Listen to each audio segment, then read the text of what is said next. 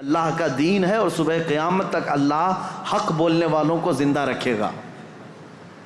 پھر اس کے بعد یہ سر امام حسین کا دمشق لایا گیا جو ملک شام کی راجدھانی ہے۔ دمشق میں یزید کا تخت خلافت تھا، وہاں پہلے ہی سے لوگوں میں اعلان ہو گیا تھا کہ کربلا میں جو جنگ ہوئی اس میں لٹا ہوا قافلہ آ رہا ہے، امام حسین کو، ان کے سر کو اور ان کے خاندان کی بیویوں کو اور ان کے بیٹوں کو قیدی بنا کر لایا جا رہا ہے۔ امام زین العابدین امام حسین کے بیٹے جو بیمار تھے کربلا میں، وہ جنگ میں میدان میں نہیں اترے، بیماری کی عالم میں ویسی رہے، اور وہ بھی چل کر کے دمشق پہنچے۔ وہاں پر بتایا گیا ہے دمشق شہر میں تاشے بج رہے تھے، ڈھول بج رہے تھے، باجے بج رہے تھے، امام حسین کا سر آ رہا ہے تو ایک جلوس کی شکل تھی، لوگ اپنی اپنی برآمدوں میں آ کر چھتوں پر کھڑے ہو کر دیکھ رہے تھے کہ یہ جلوس آ رہا ہے۔ اس عجیب حال ہے کہ شاعر نے بہت اچھے انداز میں کہا ہے کہ عجیب امت ہے، قتل کیا شبیر کا وہ بھی نعرے تکبیر کے ساتھ، یعنی ایک طرف اللہ اکبر کہنے والے ہی ہیں اور اسی رب ذوالجلال کے سب سے پیارے محبوب صلی اللہ علیہ وسلم کے نواسے کا قتل کر رہی ہے امت، اور پھر اس کے بعد اس کو گھما بھی رہی ہے۔ جب لایا گیا دمشق تو یہ حالات تھے کہ باجے بج رہے ہیں، ڈھول بج رہے ہیں، تاشے بج رہے ہیں، اور یزید کے دربار میں یہ لٹا ہوا قافلہ جب پہنچا تو یزید نے مگرمچھ کے آنسو بہائے اور کہا حسین اگر تم بغاوت نہ کرتے تو یہ حالات نہ ہوتے، اور اگر میرے سامنے آ جاتے تو میں قتل کا حکم نہیں دیتا۔ یہ سب حالات لکھے ہوئے ہیں، لیکن میرے عزیزو ایک بات ہے میں یہاں پر کلیئر کر دیتا ہوں، بعض ایسے لوگ ہیں جو تحقیقات کی بنیاد پر یہ کہتے ہیں کہ یزید تو افسوس کر رہا تھا امام حسین کے قتل پر، وہ راضی نہیں تھا۔ ہم کہتے ہیں یہ قتل ہو جانے کے بعد آنسو بہانا اور راضی نہ ہونے کا ڈھونگ کرنا یہ بات الگ ہے۔ اگر یزید حقیقت میں راضی نہیں تھا تو امام حسین کے قتل کے سلسلے میں جتنے کوفہ میں گئے تھے ان کو پکڑ کر سزا بھی تو دے سکتا تھا، لیکن سزا کسی کو نہیں دی گئی۔ اس کا کیا مطلب ہے؟ ایک طرف تم رو کر کے لوگوں کو بتا رہے ہو کہ میں اس سے راضی نہیں تھا، اگر تم راضی نہیں تھے تو عبید اللہ بن زیاد، عمرو بن سعد، شمر، خولی، یہ جن لوگوں نے مولا حسین کے ساتھ ظلم کیا اور ان کے بچوں کو مارا ہے، یزید بھرے دربار میں بلا کر کہتا کہ انہوں نے میری رضا کے خلاف کام کیا ہے، رسول اللہ کے بیٹے کا قتل کیا، لہٰذا ان کا قتل ہوگا، کہیں تاریخ میں نہیں ملتا ہے۔ تو لہٰذا یہ ڈھونگ رچانا یہ ایسا ہی ہے میرے عزیزو کہ صرف اتنا بیان دے دینا کہ ہمیں کھیت ہے، ہمیں افسوس ہے، یہ تو پولیٹیشین جیسے آج بھی کرتے ہیں، سیاسی لوگ، قتل ہو جائے پورا کا پورا گاؤں جل جائے اور اس کے بعد تم ایک سٹیٹمنٹ دے دو کہ ہمیں کھیت ہے، ہمیں افسوس ہے اس بات کا، تو کیا اتنا کہہ دینے سے ساری چیزیں ختم ہو جائیں گی؟ اسی لیے میں نے تقریر کی شروع میں ہی کہا لمحے نے خطا کی صدیوں نے سزا پائی،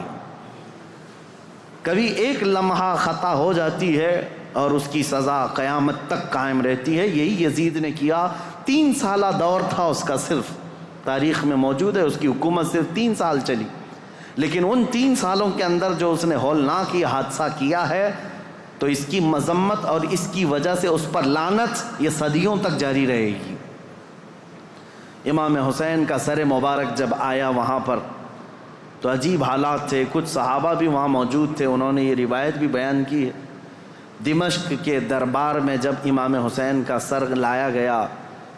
اس وقت سیدہ زینب رضی اللہ تعالی عنہا نے ایک خطبہ دیا تھا وہاں یزید کے دربار میں،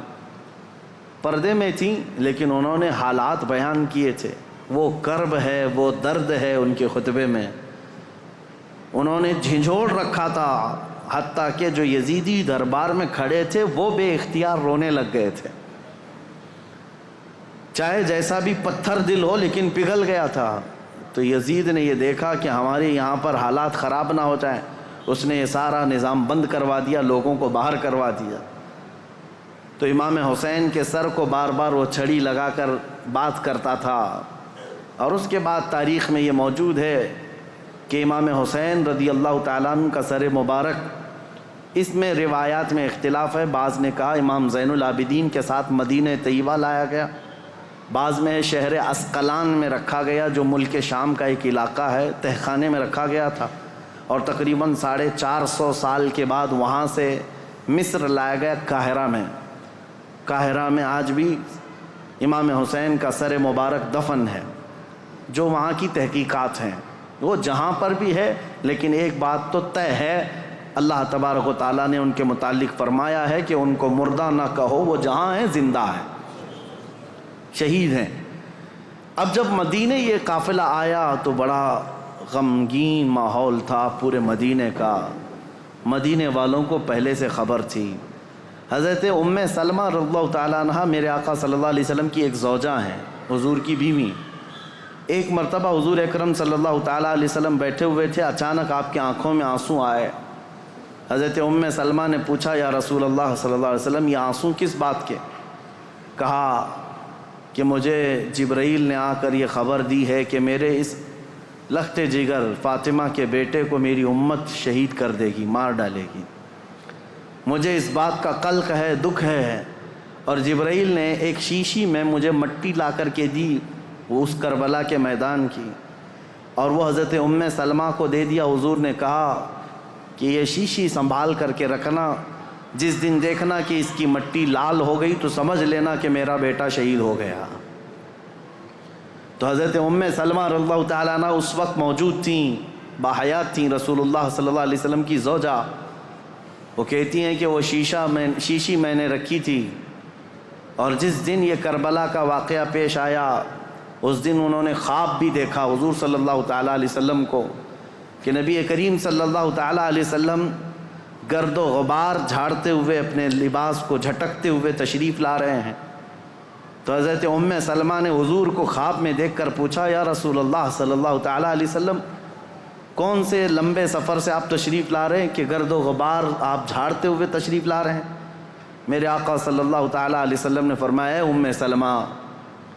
میری امت کے اشقیاء نے میرے بیٹے کو اور میرے خاندان کو کاٹ دیا، قتل کر دیا کربلا کے میدان میں۔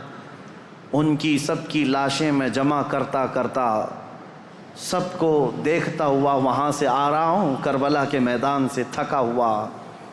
حضرت ام سلمہ کہتی ہیں کہ میں گھبرا گئی، یہ خواب دیکھی تھی رات کو۔ صبح وہ جلدی اٹھتی ہیں، یہ عاشورہ کا دن تھا، وہ فرماتی ہیں کہ میں جلدی سے جا کر اس شیشی کو یاد کرتی ہوں جو میرے آقا صلی اللہ علیہ وسلم نے مجھے زندگی میں دیا تھا، وہ ویسی سنبھالی رکھی ہوئی تھی۔ جا کر دیکھا تو اس شیشی کے اندر مٹی نہیں، پورا خون جمع تھا۔ حضرت ام سلمہ کہتی ہیں میں نے مدینے والوں کو اسی دن اطلاع دے دی کہ اے اہل مدینہ، رسول اللہ کا بیٹا شہید ہو گیا۔ اس وقت کوئی ٹیلی گرام نہیں تھا اور نہ ہی کوئی ایسی تیز خبریں لانے والا انٹرنیٹ یا موبائل یا فون کا سسٹم تھا، مواصلات تو نہیں تھے۔ خبریں جو آتی تھی کوئی قاصد خبر لے کر کے آتا تب پتہ چلتا، وہ بھی خبریں کبھی 8 دن کے بعد 10 دن کے بعد پہنچتی تھی،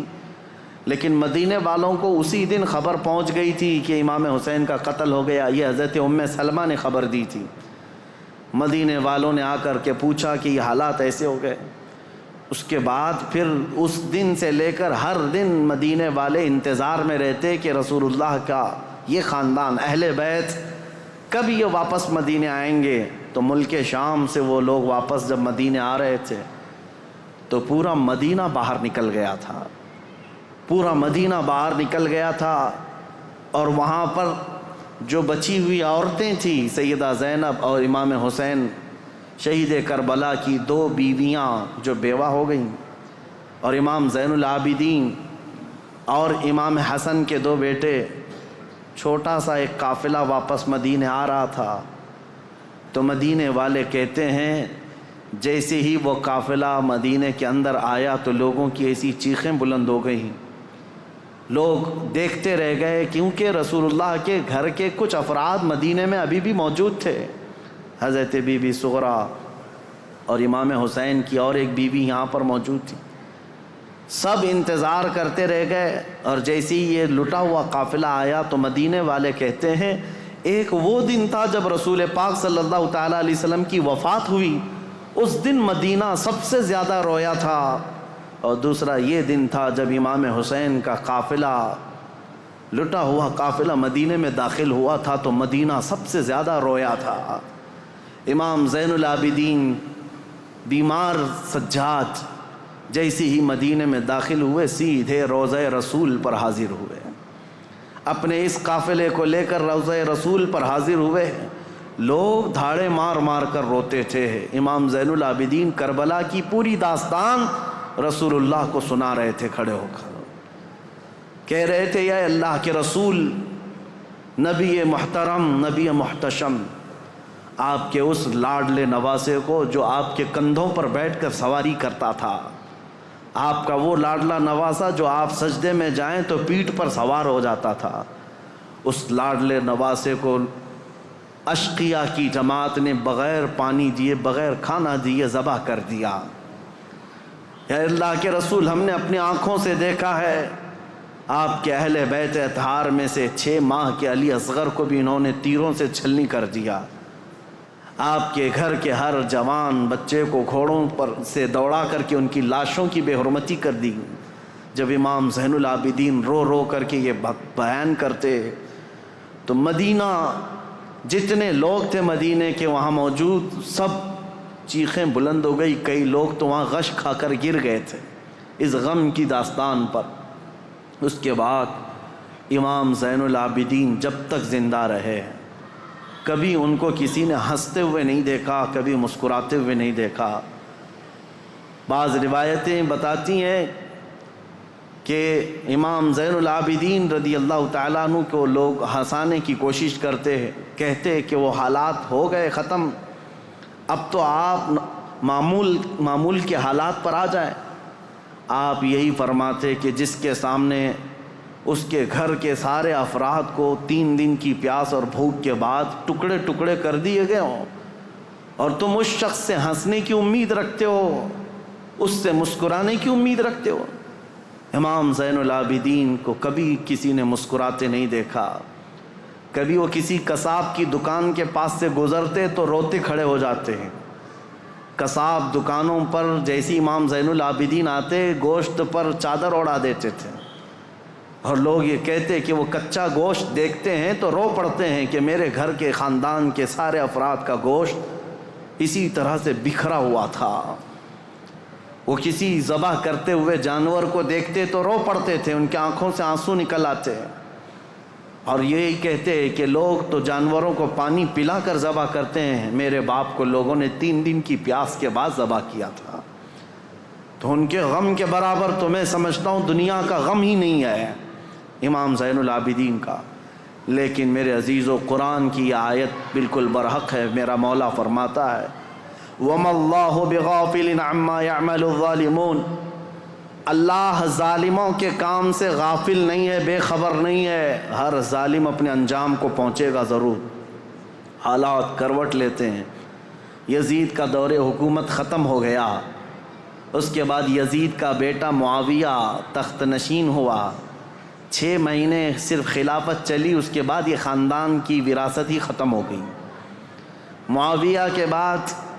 یعنی یزید کا بیٹا جو معاویہ تھا، اس کے بعد پھر اس خاندان میں خلافت ہی ختم ہو گئی۔ مروان کی حکومت چلی، مروان کے بیٹوں کی حکومت چلی، لیکن اس اثنا میں ایک شخص مختار ثقفی نام سے کوفہ کی سرزمین سے ابھرتا ہوا ایک نوجوان نکلا۔ وہ اہل بیت کا جانثار تھا، محب تھا، چاہنے والا تھا۔ وہ کوفہ کی ساری طاقت و قوت کو اس نے جمع کر لیا، اور اسی دن سے اس نے طے کیا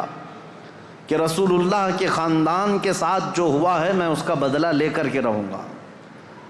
میں کفارہ ادا کروں گا۔ تھا تو کوفہ کا رہنے والا، اور اس نے اپنی پوری مجتمع طاقت کو لے کر وہاں کی سارے لوگوں کو جمع کر لیا۔ اس کے بعد پھر ایک بعد دیگرے لوگوں کو ڈھونڈنا شروع کیا، اور جو تاریخ ہے میرے عزیزو، اس نے پیچھا کیا سب سے پہلے اس شمر کا جس نے امام حسین کی گردن الگ کی تھی۔ اور ایک لمبا واقعہ ہے، میں مختصراً یہ بتاتا ہوں وہ شمر چھپتا چھپاتا کوفہ چھوڑ دیا، جا کر کے ایک کھیتی میں رہنے لگا، اور اس کے بعد پھر وہاں سے بھی چھپ کر کے کسی کسان کے ساتھ رہتا تھا۔ لیکن مختار ثقفی نے قسم کھا لی تھی کہ ہر اس شخص کو میں قتل کروں گا جو کوفہ سے نکل کر کربلا کے میدان میں امام حسین کے مقابل میں گیا تھا، اور جتنے گئے ہوئے تھے ان کو چن چن کر کے وہ قتل کرتا گیا، مارتا گیا۔ اور اس کے بعد پھر شمر مل گیا، اس کو اس نے اتنی بری طرح سے قتل کیا کہ اس کے ٹکڑے بکھیر دیے، اور اس کے بعد کتوں کے سامنے اس کے ٹکڑوں کو ڈال دیا جو امام حسین کا قاتل تھا۔ پھر خولی بن یزید تھا ایک شخص، اور ایک شخص تھا جو امام حسین کے جسم اقدس پر پیر رکھ کر کے ان کو گرایا تھا، وہ تو پہلے ہی مر گیا۔ تو مختار ثقفی نے کہا کسی بھی کوفی کو مرنے کا بھی حق نہیں ہے بغیر سزا لیے ہوئے۔ اس نے اس کی قبر کھدوا دی اور اس کے بعد اس کی لاش کو جلوا دیا، کہا یہ عبرت ہے لوگوں کے لیے۔ اور اس کے بعد عبید اللہ بن زیاد جو گورنر تھا، اس کی جنگ ہو گئی ابراہیم ایک اور گورنر بصرہ کے گورنر کے ساتھ، اور وہ حاوی ہو گیا، عبید اللہ بن زیاد کی فوج ماری گئی۔ پھر عبید اللہ بن زیاد گرفتار ہو کر کے آیا تو مختار ثقفی گیا اور کہا کہ یہ شخص میرے حوالے کرو، یہی ہے پورے کربلا کی داستان کا اصل مجرم، کوفہ کا گورنر بن کر کے آیا، امام مسلم کو قتل کیا، ہانی بن عروہ کو قتل کیا، اور اسی نے بھیجا تھا کربلا میں۔ پھر عبید اللہ بن زیاد کو اس نے گرفتار کر کے چوراہے پر کھڑا کیا، اور اس کے بعد اس کے ساتھ بھی وہی حشر ہوا میرے عزیزو، جس کو بیان نہیں کیا جا سکتا، کہ وہ موت مانگتا تھا لیکن کوئی اس کو وہاں پر مکمل قتل کرنا بھی نہیں چاہتا تھا۔ اور مختار ثقفی اس کی انگلی کاٹتا اور اس کے بعد کہتا کہ درد کیسا لگتا ہے، کبھی اس کا کان کاٹتا اور کہتا درد کیسا لگتا ہے، تو نے رسول اللہ کے چھوٹے چھوٹے بچوں کو قتل کیا،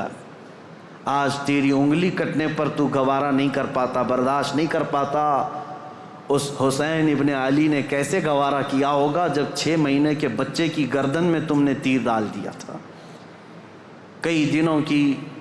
اس مشقت کے بعد عبید اللہ بن زیاد کو بھی قتل کر دیا گیا، ختم ہو گئے،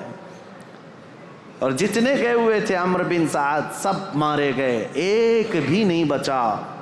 یہاں تک کہ یہ سلسلہ تقریباً 3 یا 4 سال تک چلا۔ مختار ثقفی کو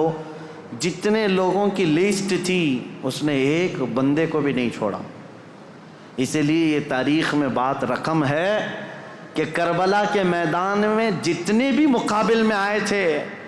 عبید اللہ بن زیاد کی اگوائی میں آنے والی یہ پوری جماعت 22,000 کی، ان میں سے ایک شخص بھی نہیں بچا، اور تاریخ میں ساتھ یہ بھی لکھا گیا ہے ان میں سے کسی ایک کی نسل بھی نہیں چلی، کسی ایک کی نسل بھی نہیں چلی۔ اب یہاں دیکھیے تاریخ کا کیسا عجیب منظر ہے، 22,000 ختم ہو گئے 4 سال کے اندر اور نسل بھی نہیں چلی، اور امام حسین کے ٹکڑے کر دیے گئے، لیکن نسل 14 صدیوں سے اب بھی چل رہی ہے، اب بھی چل رہی ہے۔ حسینی سادات ہر جگہ موجود ہیں میرے عزیزو۔ اسی لیے میرا رب تعالیٰ فرماتا ہے اللہ تعالیٰ ظالموں کے کام سے بے خبر نہیں ہے، اور جب اللہ انتقام لیتا ہے تو پھر تمہاری نسلیں بھی ختم ہو جاتی ہیں۔ اسی لیے ہمیشہ اس بات کا خیال رکھیں کہ ہم سے ہونے والی خطائیں، غلطیاں، اگر اس کا تعلق اللہ کی کسی محبوب بندے سے ہے تو پھر قیامت تک تم پر لعنت برسائی جائے گی۔ کبھی ہرگز ایسا کام ہونے نہ پائے کہ تم سے زیادتی ہو گئی ہو اور وہ بھی کسی اللہ والے کے ساتھ، ورنہ اللہ انتقام لے گا، اللہ انتقام لے گا۔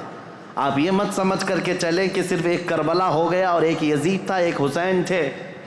اور پھر معاملات نہیں، ہر دور میں یہ معاملات ہوتے ہیں۔ آج بھی آپ کو یہی نصیحت کر رہا ہوں کہ کبھی تمہاری طرف سے کسی ایسی شخصیت کو تکلیف نہ پہنچاؤ جو اللہ والا ہے، اللہ کا محبوب بندہ ہو، ورنہ ہوگا یہ کہ اس کا انتقام اللہ لے گا، اللہ کی طرف سے ہوگا۔